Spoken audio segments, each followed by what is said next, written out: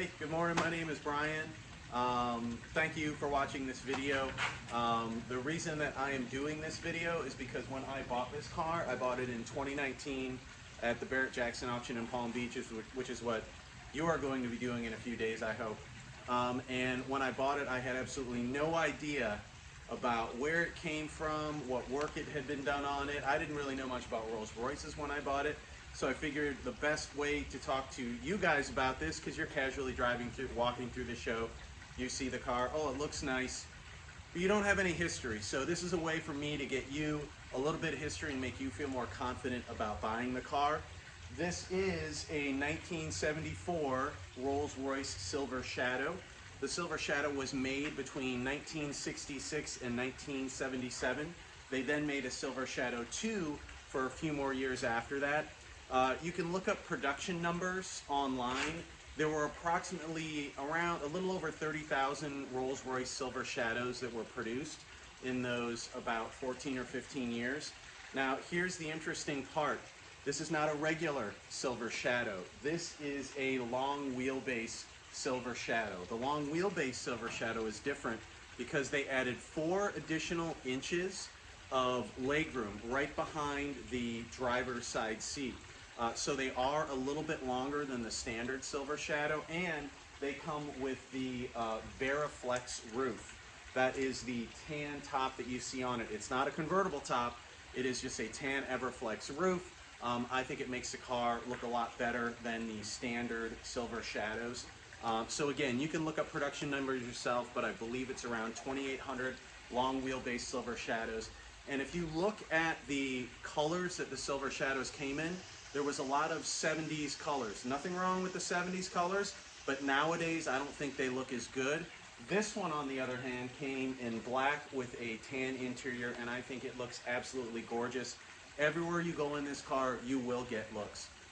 So, like I said, I wanted to shoot this video to give you guys a little bit more of an idea of what the car is about, the things that I have done to it. So what I'm going to do in this video is tell you everything that was a concern when I got it and the things I did to fix them, so you hear about the repair history of the car.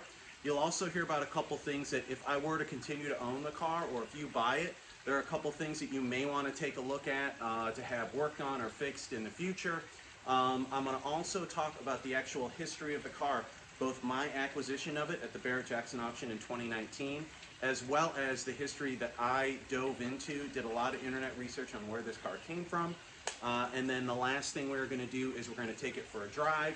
You can see how it drives, and I just had the rear end rebuilt, and I think it drives really well, handles really well right now for a gigantic boat of a car. It is not exactly a Ferrari when it comes to handling, but that's not why you're buying this. You're buying this to cruise around in, and believe me, people are going to notice you when you drive this car. They always notice us when we drive it. My kids love it, and I hope you love it too. So hang on for the video. We'll get to all those things. Thanks.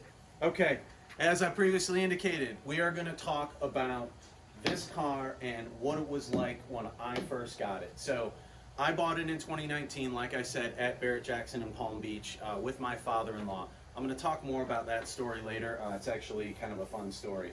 But when I bought it, I had no idea. I didn't even know if it ran when it went across the block or if someone pushed it across the block. So needless to say, I kind of bought it.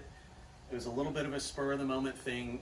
I was looking at a Lincoln Continental and I didn't get it, and then this thing came up and I wound up buying it for $13,500, which is a very low cost of entry for a car that gets the kind of looks that it does. You will not find a car that gets more looks for less money than this car right here. It absolutely looks stunning, but a lot of people are afraid of it, and they're afraid of it because they read about the brake system, it's so difficult, and all these other things. So when I bought it, I didn't know about any of that stuff. It did have issues when I acquired it. The low fuel light was on. I thought it didn't have gas in it. Turns out it was full, and there was a problem with the fuel sending system. Additionally, occasionally, when you started the car up, the low brake pressure light would come on.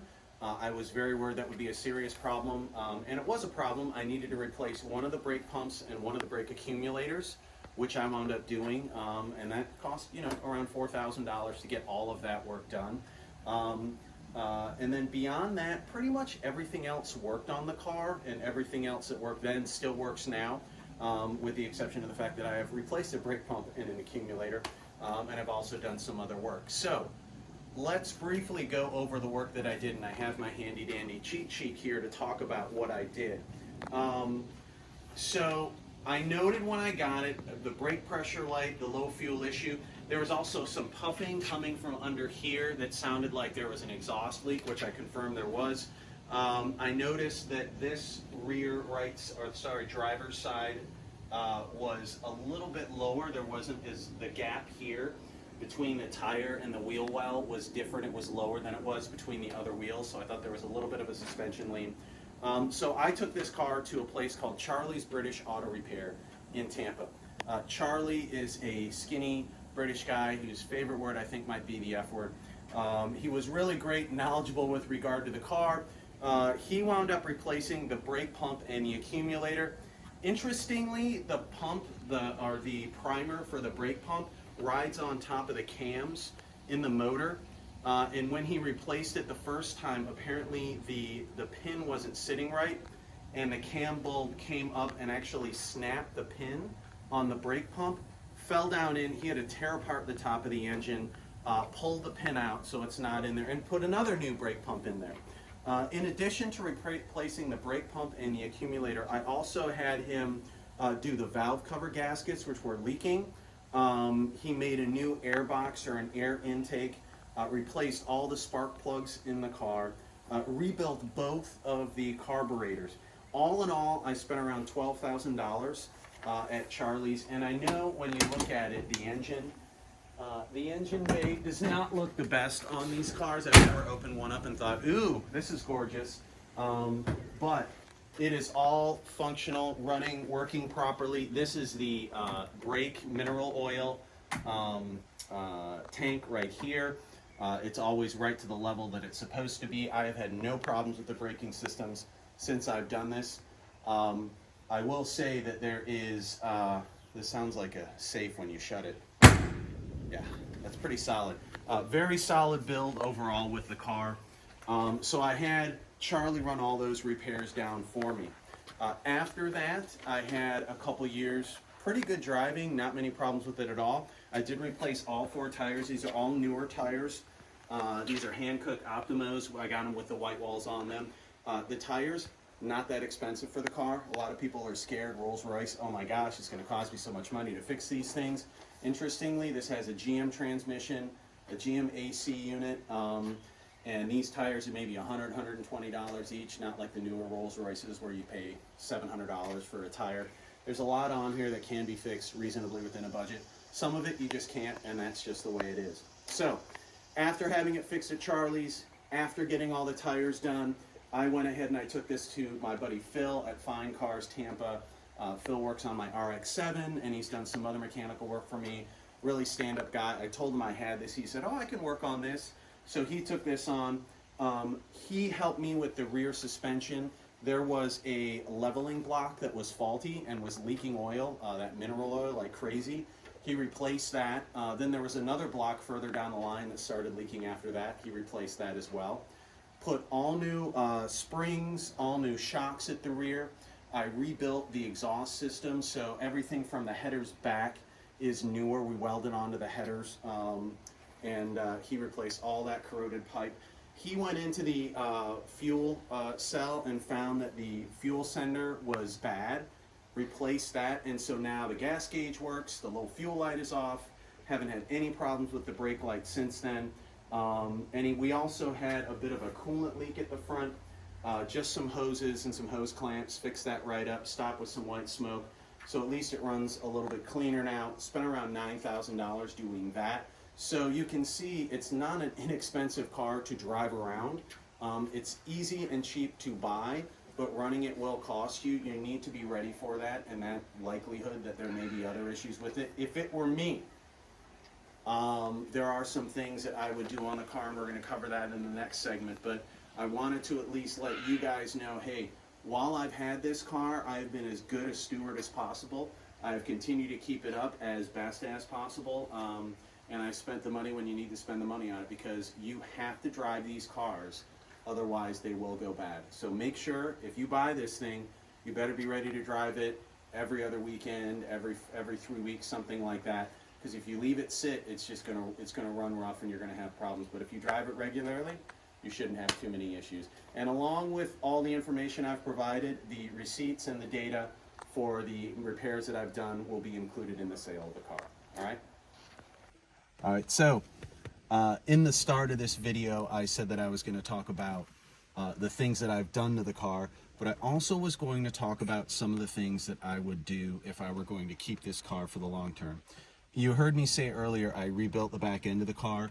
It is so nice to drive. We have little pavered areas on the streets in the neighborhood I live in, and when you drive this over, it just glides over those things. When I take my new BMW or the RX-7 that I have, you feel it in your spine when you go over those bricks. But when you go over it in this, it just floats. And a lot of that has to do with the fact that the rear end was rebuilt. If I had it, if I were going to keep this car longer, I would definitely consider rebuilding the front end, doing the springs and the shocks on the front. Probably cost around $2,000 to $3,000 to do that in total. Additionally, at some point, I did do the exhaust system from the headers back. I would probably replace the exhaust headers at some point within the next 5 years. They're looking a little rusty, a little gross looking, and you could probably use some new headers there. I don't drive this car in the rain, ever. It only comes out on beautiful, nice days when we're going to the beach or going to get ice cream or taking a drive, to Lowe's or Home Depot to pick something up. But if you were to drive it out in the wet, I would highly recommend getting a new gasket for the trunk seal, because there are some cracks in it, and if you do wash the car, you will notice there is some water that gets into the trunk, so be careful with that when you wash it. You'll notice when I open the hood, there's some insulation underneath the hood that is there, and it is a little bit torn. I would replace that. That's just a cosmetic issue and something that you'd want to look at to get replaced if you really wanted to turn this into something that was special. But those are just some of the things that if I were to keep the car longer, I would fix. And the big number one is the car does have air conditioning, but the AC has never really worked well as long as I've had it, and the last time I got it back from my mechanic, it just blows warm air. It doesn't blow cool air. You can probably get that fixed. I haven't even talked to my mechanic about that. I drive this from A to A, and I can ride with the windows open. In Florida, it is a little bit warm, but I'm not driving this anywhere where I need to show up where I don't have to be sweaty. So, you may want to look at getting that air conditioning fixed, and that's something you could use. It is 1970s AC, so you get what you get. But those are some of the things that I would definitely look at fixing, within the next couple years if I were to buy this car. All right, some things that would be helpful, because I had to learn them when I bought this car, is it's kind of like a guide on exactly what some of these buttons are and how they work. So really quickly, the car itself is surprisingly modern, I guess. It had a lot of things that I didn't think a car like this would have in it. It does have power seats up front. These right here are your power seats. Here are your air conditioning controls. This turns the fan from off to high. You do have a rear window defrost, and it is done with this toggle switch right here. The rear window defrost does work. The last time I tried to work it, it did. You also have the air temperature control for heating and cooling. You can turn it warm, you can turn it cool, and you can pull for quantity. These knobs pull both in and out. Now that doesn't necessarily, this will adjust the fan speed, but this will allow more to come into the car, I believe through the exhaust or the openings. You've got a gorgeous 4-channel 8-track radio player. Down here below that, you've got your spot for your actual 8-track tapes if you wanted to have them. I have yet to find any 8-tracks that would work, and I did see someone who had an 8-track where you could put it in and it would actually hook to your phone. It was like Bluetooth to your phone. I didn't get that. Right above here is one of the vents. This turns it on and off. That's off, that's on, and the AC will blow through here. Additionally, like every other Bentley or Rolls-Royce, you get the these almost airplane-like stainless steel vents, and then you have the push for additional quantity. So if you pull that out, more air comes out. You push it in, it shuts that off. So the AC can come out of here, here, and here. Notice that is 3 vents for a car that is huge. There is a gigantic back seat. It is hard to cool this car off completely. Radio balance, this works for left and right. You have a radio aerial light. There is an antenna on the front quarter panel right here, and that goes up and down. And then you have the panel lights. That's all these lights at night. I've turned it all the way up on brightness. You can see it, but it's relatively dim. Remember, it was the 70s. You do have a trunk lock, or sorry, not a trunk lock, a glove box lock right here. And here is your glove box where you would keep Grey Poupon like any appropriate Rolls-Royce owner. I don't have mine in there right now. Beyond that, we have a button over here. This button over here by your key is to open the gas valve or gas tank in the back, so that will pop it open. You've got your generator light, your oil light, your lights here, parking and headlights. And then this controls the trip odometer. So if you want the trip odometer to reset, there you go. Now we've reset it. So all of that is how it operates. Additionally, you have a cruise control in this car. You engage it by essentially turning on this light switch here, and then whatever speed you're going to, you hit engage. It will stay at that speed. If you brake, then you can hit the resume button. It shockingly actually all works. So I was very surprised by all that when I got the car. The majority of this stuff works. Your mirror is controlled over here. Note, there is only one mirror on the Silver Shadow. It is on the left-hand side. There is no right-hand mirror.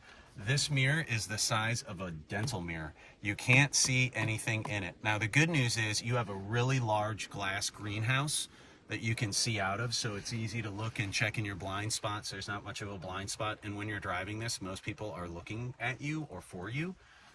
So not having a gigantic mirror over here is okay. I have seen some people where they've actually installed a mirror on the other side. I tried to leave everything as period and factory correct as possible, so I left that there. You've got your power locks. You've got your power windows. The windows are not labeled.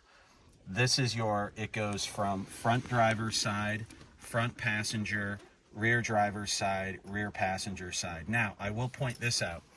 All the windows function and they operate. These 2 rear windows, the door panels can be taken off and they're actually chain driven. The chains need to be cleaned because if they get too low, they're really hard to get them back up. So I only roll them halfway down right now.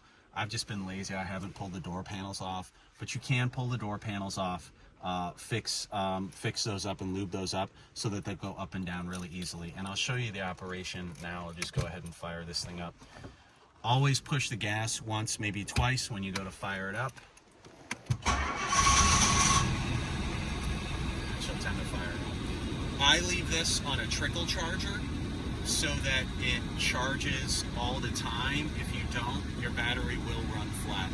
Get a trickle charger and make sure you hook it up. I actually have it hooked to the chargers in the back, and I have a male-female plug that runs out, and I can just plug it right in and unplug it so I don't have to put anything on the battery itself. I just plug it into the charger. So now that we've gone over the functionality of the car, let's go ahead and let's take it for a ride.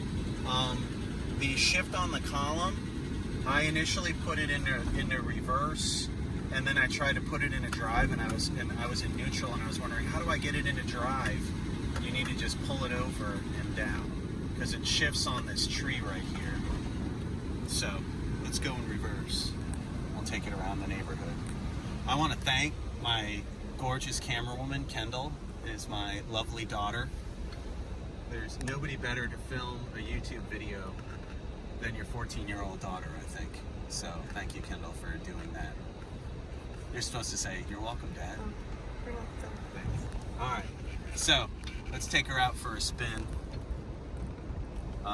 She has a 6.75 liter V8 engine. Despite the overwhelming size of the engine, it is not what I would refer to as a powerful car.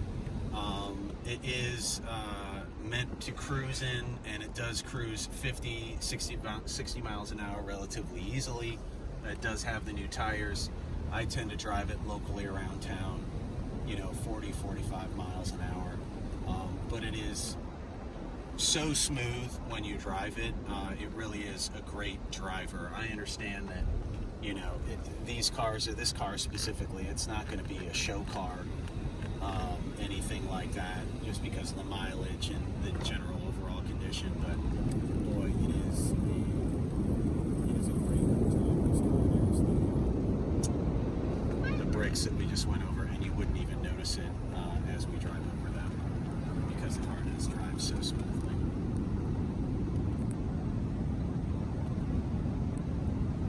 And it does have a functional Rolls-Royce horn.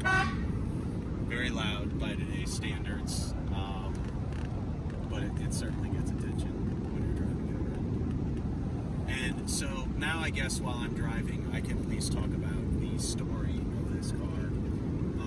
I bought it in 2019, as I indicated before, at Barrett in Palm Beach. And I had been looking at a 63 or 64 Continental. There was a 3000 GT I was looking at. They all went across the block on prior days. I didn't get them. So this car came up. It was, I think, Saturday, late morning, and it came across the block, and I'd seen it in the line, and I thought, man, that thing looked all original. 62,000 miles, I think. It currently has 64,875 right now. And I thought, man, that car is beautiful. And the bidding was going on, and it kind of stalled at 13. And my father-in-law was egging me on, like, you gotta get this, you gotta get this. And so I said, okay, how about 13.5? 13.5. And without even asking if anybody else wanted to bid, he said 13.5. 13.5 sold. And I bought it. And I instantly had, I will say, I had buyer's remorse instantly. Because it was just a spur of the moment purchase. No idea whether or not it was going to be okay. And my father-in-law thought it was the most funny thing on the planet. And he said, look, if you don't like it, I'll buy the darn thing for you. And so afterwards we went, we saw it, and I started to like it more and more. I brought it home, and my kids saw it, and they liked it. And I've been driving them to school ever since. On Fridays we take it to school, and I drop them off, and they're the Rolls-Royce kids. And it's just fun, and it really has been. I'm very excited about the car, but I'm at the point where I've had it for 4 years. I've enjoyed it. It's time for me to have something new. I'm definitely going to miss having it, because how often can you say, let's go for a ride in the Rolls-Royce without spending $100,000 on a car? Now, as soon as I bought this car, I knew I needed to find out where it came from. So I pulled the VIN, I did a bunch of research. I'm an attorney, and I do a lot of title work as part of my practice. So I have access to the DMV's VINs. I pulled a bunch of information on this car, and I found out that this car belonged to a guy whose last name is Chesley, Chesley, and he is from the Ohio area. He's a big attorney up there. In fact, he was a personal injury attorney who did all sorts of work in the 70s, 80s, 90s, and early 2000s. And he made his money suing drug manufacturing companies. In fact, he bought this car in the 70s. It wasn't new, it was used when he bought it, but he had this car for years. It was in his collection of around 40 or 50 exotic cars, but this was one of his first. Why did he sell it if it was one of his first cars and it was so special? Well, apparently he sued the drug company that made Fen-Phen, that caused all the people to have heart attacks when they were trying to lose weight. And he wound up getting a $42 million that he was supposed to give to his clients. Unlike other attorneys, he didn't pay his clients. And so he owed $42 million to his clients. A federal court found that. And the federal court began marshaling all of his assets to sell. This was one of those cars. There's an actual article in the newspaper about this guy that I'm going to include with this car that talks about the $42 million, and then it lists all the cars that were being sold. This car and this VIN number is in there, so it can be traced back, and you actually have lineage for the car from the early 70s until now. And I would be willing to wager, I haven't done it, but I'd be willing to wager if you called up Rolls-Royce in Cincinnati, which is where this guy was located, you might be able to get some information about services that were done to this car. He also had a mechanic who worked, and that mechanic's sole job was to maintain the cars that he had in his fleet. So again, I'm going to include that in the sale along with all the paperwork for the work that I've done to the car, and I'm going to include the Silver Shadow Owner's Companion, which is a book by John Waples, which discusses owning Silver Shadows and Bentley Turbo Rs that were built in the 1970s. It's a very thorough book. I won't need it since I won't own the Silver Shadow anymore, but it's a great companion piece to the car itself, and I figure all that paperwork is going to be included. So I would say this car goes on sale. It is lot number 604, goes on sale Saturday morning. It is the second car across the block, which makes me very angry because I don't like it being that early in the day. I'm worried that someone's going to be able to come in and steal it. That might be you. It'll be unfortunate for me, but my loss is apparently your gain. If you want to buy this car, I'd imagine that you'll probably see it sell. I'm hoping for I would love to see $15,000 for it, but the reality is that early in the day, if I can get $10,000 for it, I would be pretty happy. If it's less, I'm going to be upset. But make sure you're there first thing, 11 a.m. on Saturday morning, lot number 604. That's when this car is going to go. So I hope you enjoyed the video. I think it definitely provides you way more information than I had when I initially bid on this car. That was one of the big downfalls of going to an auction, is you never know what you're going to get. Listen, I would say bid confidently on this car. It is a great driver. It's a wonderful car. Whether you have kids, grandkids, everybody loves this car when you pull up at a car meet. Nobody else has this thing, and this one is in really good shape, and it's a really great driver. So if you made it this far through the video, thank you very much. I very much appreciate you having an interest in this car. If you see me at the Barrett next weekend, feel free to say hi, say, hey, I saw your video. I'll probably be standing near this car on Friday and then Saturday before it goes up for sale. So thank you very much, and hope you have a great day.